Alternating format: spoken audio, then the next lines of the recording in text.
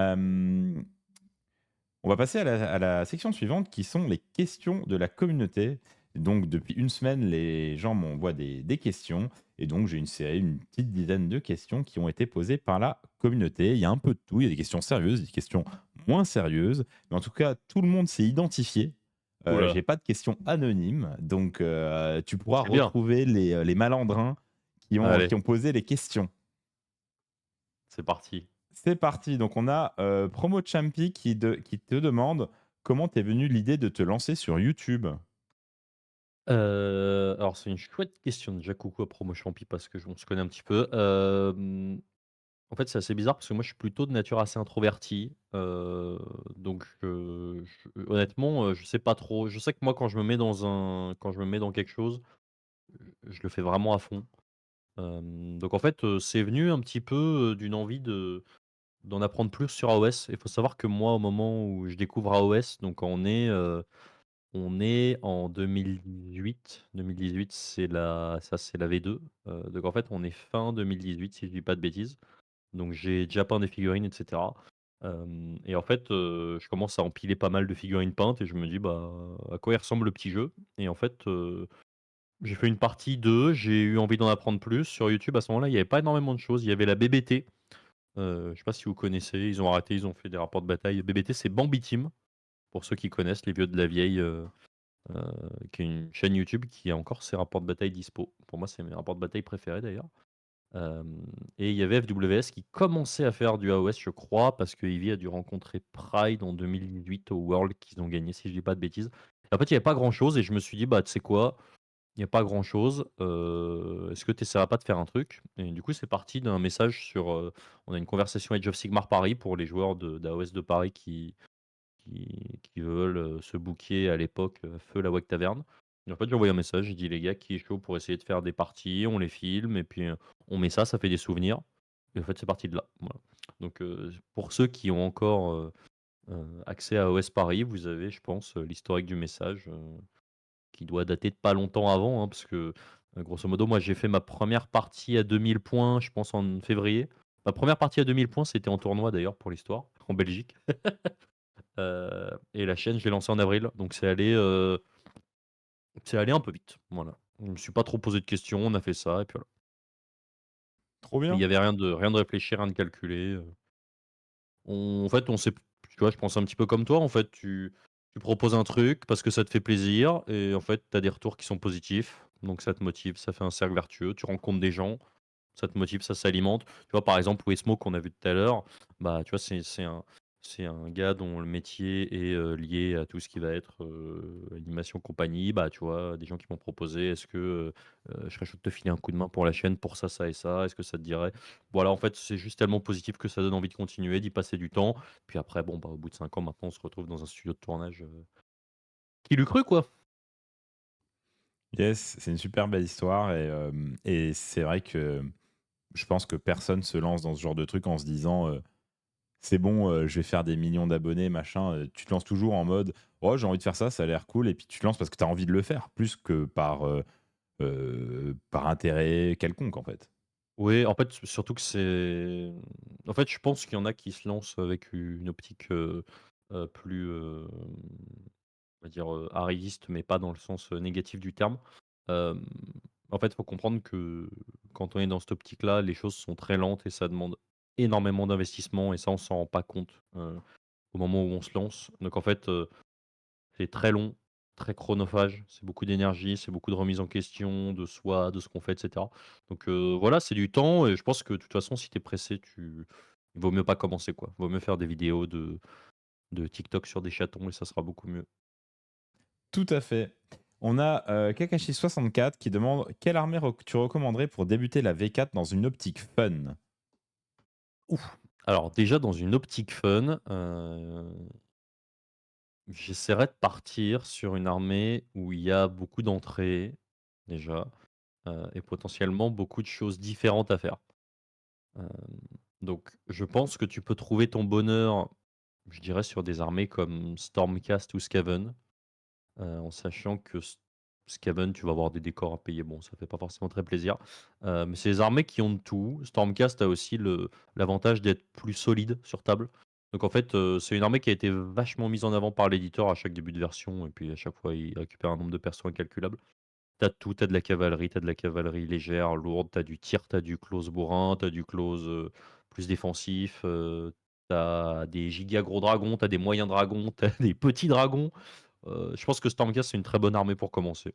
Voilà. Je sais pas ce que t'en penses, mais t'as tout en fait. Et pour que moi je dise ça, c'est que vraiment c'est solide. Ouais, je suis d'accord. Après, la meilleure armée pour commencer en général, c'est l'armée dont vous aimez l'esthétique. C'est con à Ouais, dire, mais vous allez peindre des figurines, peindre un truc dont vous aimez pas l'esthétique, juste ça marche pas en fait. ouais, c'est clair. C'est clair et Stormcast pour le coup, ça fait partie des armées où tu peux aussi trouver des occasions beaucoup moins chères grâce aux éditions qu'il y a eu, voilà donc c'est aussi un argument. Il y a pas de c'est relativement simple à peindre, je pense, par rapport à d'autres armées. Beaucoup d'armure, donc tu as des techniques pour peindre ça relativement rapidement. Pour autant, si tu veux te donner, tu pourras faire des trucs de barjo. Donc non, je pense que c'est plutôt un bon choix. Yes, on a Père Quentin qui te demande qui porte le plus la poisse entre Jim et toi. Alors, faut savoir que moi, historiquement, j'ai pas de chance en rapport de bataille et plutôt de la chance en tournoi. Il s'avère qu'en 7v4, je sais pas trop ce qui s'est passé, les astres se sont réalignés. J'ai une chance absolument insolente en rapport de bataille et comme je l'ai dit, j'ai pas encore fait de tournoi, donc j'ai un peu peur. Je sais pas en fait si les choses se sont inversées ou si tout a été up. C'est un peu mon angoisse. Écoute, Jim est quand même sacrément poissard, et surtout Jim, ce qu'il faut voir, c'est que ça s'arrête pas au dé. C'est-à-dire qu'en fait, dès qu'il y a un truc, vous pouvez être sûr que ça va pas marcher, quoi. Voilà, si vous prenez l'avion avec Jim, vous pouvez être sûr que l'avion va avoir 3 heures de retard. Enfin bref, genre, rien va se passer comme prévu. Voilà. Mais ce garçon est doté de ressources absolument incroyables parce qu'il se sort de toutes ces situations avec le sourire, donc ça mérite un immense respect. Yes. On a Guts qui demande qu'est-ce qui a changé pour ta chaîne depuis le partenariat avec Games Workshop et y a-t-il des restrictions associées au partenariat? Si tu peux en parler, bien sûr. Oui, oui, alors qu'est-ce qui a changé? Alors déjà ce qui a changé et qui pour moi est le plus important, oui c'est vrai, ça c'est très vrai Mark Murphy. Quand Jim prévoit un plan, il explique pendant 1 minute pour faire des 1. Ça c'est vrai que ça c'est j'avoue c'est un peu mon péché mignon, c'est qu'il aime bien beaucoup expliquer ce qu'il va faire, puis en fait les dés lui disent: «Non, non, non» et puis en fait bon bah il s'effondre, mais toujours avec le sourire, voilà, ça c'est important. Donc du coup pour revenir à la question du partenariat, le plus important dans le partenariat pour moi, c'est d'être mis dans les boucles avec Games vis-à-vis des calendriers. Hem, je vais donner un exemple qui va être assez parlant. Je sais plus à quel moment c'est, je crois que c'est quand ils ont fait des battle scrolls de 6 mois au lieu d'un an, un moment. Non, des MDG de 6 mois au lieu d'un an. Il y en a eu un et en fait, nous, on le savait pas, on s'y attendait pas et on avait, beaucoup tourné sur le MDG précédent et on s'est retrouvé avec 6 ou 7 ou 8 rapports de bataille. Faut savoir qu'un rapport de bataille, overall, je pense que c'est entre 20 et 25 heures de taf pour sortir la vidéo. En fait, quand vous avez 8 rapports de bataille de côté, vous savez, il y a 160 heures de boulot et qu'en plus, je me souviens que Game, cette fois-là, avait prévenu une semaine avant et tu te dis: «Bah, en fait, là, soit j'ai fait venir» parce que ça, il y a vis-à-vis de nous, mais aussi vis-à-vis des gens. Il faut savoir qu'un rapport de bataille, à chaque fois, c'est une personne qui bloque, tu le sais, qui bloque une journée, hem, donc qui investit de son temps, de sa personne, ça demande énormément d'énergie. Bah, c'est embêtant quand même de devoir dire aux gens: «Désolé, on va pas pouvoir le sortir parce qu'en fait, on s'y attendait pas» et cetera. Donc typiquement, ce genre de choses, c'est les problèmes qu'on a pu parce qu'on est mis en avance dans les boucles. Maintenant, est-ce qu'il y a des contraintes? Oui, mais les contraintes classiques, en fait, c'est-à-dire que, bah, tu vois, quand on te dit, qu'il y a telle chose qui va sortir dans X temps et que tu as pas le droit d'en parler, bah, en fait, tu te tais, quoi, tout simplement. Donc, c'est plutôt du bon sens. Faut savoir que et ça, je tiens à le dire, Games ne nous bride absolument pas sur le contenu de ce qu'on dit. Heu, c'est-à-dire, s'il y a des choses qu'on n'aime pas, on dit qu'on n'aime pas et on n'a pas de restriction vis-à-vis de ça. C'est hyper important. Vous l'avez vu, nous, on n'a pas c'est trop récent, mais, hem, je veux dire typiquement Ivy, hem, j'en parle parce que c'est un pote, hein, quand il a des choses à remonter vis-à-vis de mécaniques qu'il aime pas ou de choix et cetera, bah, il peut le dire en fait et ça a pas de conséquences. Games ne nous ne nous tient pas, de cette manière-là. Donc voilà, c'est important, on peut rester, complètement impartial vis-à-vis de ça. Pour la petite histoire, c'est marrant parce que quand j'ai eu le coup de fil, pour, parler un petit peu de tout ça avec mon interlocuteur de chez Games, il nous a dit: «Voilà, vous pouvez dire tout ce que vous voulez, s'il y a des choses qui vous plaisent pas, on vous demande juste que ça soit constructif, donc heu, i n'allez pas brûler, n'allez pas foutre feu à votre MDG, sur Twitch, mais globalement, vous faites ce que vous voulez, quoi». Voilà. Donc pour vous donner un petit peu, l'état d'esprit et je trouve que c'est hyper important et c'est bien que j'ai la question parce que ça me permet de le dire, parce que c'est une chose que j'ai jamais pris le temps de préciser. Voilà. Eh ben, tant mieux, merci à Gus pour la question. On a Brax qui te demande quelle est ton armée de cœur et pourquoi elle est SBG? Alors, faut savoir que mon armée de cœur à l'origine, c'est alors, bon, avec le temps, c'est un peu devenu SBG, mais mon plus gros kiff de jeu, ça reste les Séraphons. Moi, j'aime beaucoup avoir je pense qu'on n'est jamais aussi, hem, comment dire? Quand on a énormément de choix et qu'on fait les bons, c'est hyper gratifiant. Je parlais de cornes tout à l'heure. Faut savoir qu'à l'époque, en Séraphon, on avait des possibilités quasiment infinies de mouvements, que ce soit avec les Slans, Croak ou les Skinks ou l'invocation. Et en fait, les bons choix, bah, pouvaient faire que tu gagnais la partie à la géométrie. Et moi, c'est vraiment ma période la plus jouissive sur AOS, c'était ça, c'était Croak, des Machines des Dieux et compagnie. Et en fait, voilà, quand tu avais l'exhaustivité des règles de ton adversaire en tête, tu lui disais: «Voilà, je me mets à 16 ennemis, je me mets à 18-2 et cetera» et en fait, tu places tout exactement comme tu veux et c'est absolument magnifique. Donc mon plus gros kiff de jeu, ça reste Seraphon, parce que j'aime la magie. Voilà, je suis un kikou magicien. Maintenant SBG, j'aime bien parce que ça correspond un petit peu plus à mon style de jeu et aussi parce qu'il en faut, hein, dans les rosters d'équipe, mine de rien, des défenseurs, qui vont être là pour aller gratter des 8-10 à toute leur partie, hem et dont le but va être de ne pas prendre de tôle. Et c'est un rôle que j'aime bien parce que, tu peux un petit peu inverser la pression aussi vis-à-vis de ton adversaire parce que souvent tu es contre la première attaque, parce que tu es la première def et même psychologiquement tu rentres dans un truc qui est assez sympa donc voilà. Yes, Et on a Chromie qui te demande: «Penses-tu que le PSG puisse enfin gagner la Ligue des Champions cette année?» ça, c'est quelqu'un qui me connaît. Malheureusement, vu qu'on a fait un nul contre Reims et on a volé la victoire sur un CSC contre Girone l'autre jour, je pense que ça va être compliqué. Voilà. Je dirais qu'on n'est pas les Nighthaunt, du méta Ligue des Champions actuellement. Vous êtes plutôt les Sylvanettes de la méta, c'est ça? Et bah, tu vois, typiquement Sylvanette, moi, c'est une armée que j'aime beaucoup. Je trouve que ça fait aussi partie des armées qui sont sous-estimées. Pas au point de Beast of Chaos, mais je trouve que c'est aussi un petit peu sous-estimé, voilà. Yes. Hem, on a Brax qui demande une autre question très intéressante: «Arrives-tu à manager suffisamment ta vie de créateur de contenu et ta vie de tournoyeur?» C'est une chouette question. Alors, en fait, déjà, le premier truc, c'est que, même si en rapport de bataille, on joue pas compétitif parce que je trouve que les parties compétitives, parfois, ne sont pas forcément les plus intéressantes. Ça dépend des archétypes, mais typiquement, avoir des rapports de bataille en Nighthaunt, bon, c'est pas forcément top. Des rapports de bataille en SBG où on va avoir un côté quelqu'un qui va jouer l'attrition et l'autre côté quelqu'un qui va jouer vraiment purement le scénar comme je jouais, Légion de la Nuit avant, ça peut être un petit peu plus cool. Hem, je dirais qu'en fait, les parties que je fais en rapport de bataille et surtout les reviews me permettent aussi d'avoir un panel assez exhaustif des armées adverses. Pour la petite histoire, il y a un moment, j'avais mis un petit peu pause sur le jeu de mon côté, et c'est Jim qui avait fait quasiment, je sais plus 6 ou 7 reviews d'affilée, de Battletome AOS, heu, avec des BT du style, Caradron, Ogre, Khorne et compagnie. Mais en fait, je me suis rendu compte que quand je suis revenu sur le jeu en juin dernier, 2023, bah, en fait, quand tu es pas au courant de tout ce que fait ton adversaire, c'est rude. Donc en fait, je pense que c'est assez complémentaire parce que mine de rien, ça a beau être des rapports de bataille, ça reste des tests. On en profite aussi pour tester de nouvelles unités. Donc c'est assez complémentaire, je trouve. Je pense que les rapports de bataille me font économiser beaucoup de parties de tournoi aussi. Donc voilà. OK, OK. Il ne joue pas, donc il ménage bien.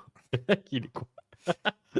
On a Amine qui demande: «Comment fais-tu pour être aussi nul à chier alors que tu dis être un giga Tchad?» Écoute, je pense qu'on va régler ça au MP, ce soir. Mais j'embrasse Amine, bien évidemment. Ça marche. J'avoue, j'en attendais au moins une comme ça quand même. J'étais presque déçu. Mais ce qui est intéressant, c'est qu'on sait toujours pas s'il parle d'AOS là. On sait pas. Il peut parler de plein de choses, hein. On a Johan qui te demande: «C'est quoi les trucs que tu as dû désapprendre dans la V4?» Les trucs que j'ai dû désapprendre, c'est une bonne question. Mmh, mmh, alors alors typiquement, il y a un truc où ça va un peu dans les 2 sens. C'est le fait de dire, «Je me mets à telle distance de toi parce que en gros, à ton tour, avec, ton mouvement et tes charges max et cetera». Tu sais, le fameux, tu as 22 de portée max effective de charge avec ton mouvement et tout, oui. Et tu dis: «Je me mets à 22,5». Et ça, c'est un gros réflexe que qu'on a eu pendant très longtemps et le mec te claque son meilleur redeploy de 6 une fois que tu as fini ta phase de mouvement. Ça, c'est le genre de truc effectivement où ça a été un petit peu rude au début parce que il y a même un rapport de bataille d'ailleurs où on l'a fait. C'est pas évident parce qu'en fait, il faut quasiment rajouter 6 à toutes ces valeurs-là, voire potentiellement un peu plus. Donc voilà, bon, globalement, en fait, je trouve qu'on a surtout gagné des règles à utiliser. Hem, donc non, il y a pas eu énormément de choses en réalité. J'ai pas l'impression, je sais pas ce que tu en penses?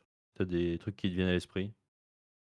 La cohésion, je trouve. Cohésion et portée d'armes. La combo de ces 2 trucs-là a fait que tu peux plus faire tes châteaux comme avant. Tu peux plus faire tes Mmh. cordons comme avant parce que Mmh. la portée de 3 et la cohésion t'oblige à jouer en bloc, ce que je trouve beaucoup plus intéressant pour le jeu Ouais, et je trouve que du coup, ça a changé, l'architecture de comment tu builds tes défense. espaces entre tes unités. Mmh. Ouais, c'est vrai. C'est vrai, ça m'a un peu choqué sur les premiers rapports de bataille en SBG où j'avais l'impression d'être tout nu, une fois que j'avais fait mon déploiement. Ouais, tu pouvais plus protéger mes gars derrière, donc effectivement. On a une question de Brax qui demande: «Si Games Workshop devait sortir une nouvelle armée, c'est quoi ta wishlist?» Hein! Alors déjà un truc de la mort, mais me demandez pas quoi parce que, heu, on a déjà fait quand même pas mal de trucs. Là, on a des fantômes, on a des ghouls, on a un truc de légion, on a des vampires. Je sais pas, je sais pas, mais une petite armée d'Hadès, ça ferait pas de mal parce qu'on a quand même que 4 armées, comme la Destru, si je dis pas de bêtises. Mais eux, ils ont quand même, les KB, les Iron Joe, tout ça. Ouais, la Côte Vampire, ça serait marrant. Ouais, voilà, non franchement, de l'Hadès, ça me ferait bien plaisir, j'admets. Des Nérubiens, ouais, franchement. Ce genre de choses, ça me ferait plaisir. Après, bon, bah, voilà, il y a des choses qui sont attendues par tout le monde, hein, depuis plusieurs années. Laisser de la place pour les nains du chaos. Tu vois, je serais content de les voir, mais je pense pas que ça me ferait, craquer typiquement les nains du chaos. Et tu Rien vois, du pour la petite histoire, je commence à bien aimer, la gueule des Stormcast actuels, tu vois? Ah Ils sont bah, un ils se petit sont peu améliorés plus quand même, hein. ils sont un peu plus sombres, ils ont l'air, c'est plus le genre idéal, quoi. Ah bah, tu vois les derniers, bon, sont énervés quand même, hein. Ouais. Ouais, donc voilà, une petite armée d'Hadès. Il y a une des rumeurs de vampires pirates. Ah, mais celle-ci, elle traîne depuis 5 ans, je pense. Yes, du coup, on a fini un peu le tour des questions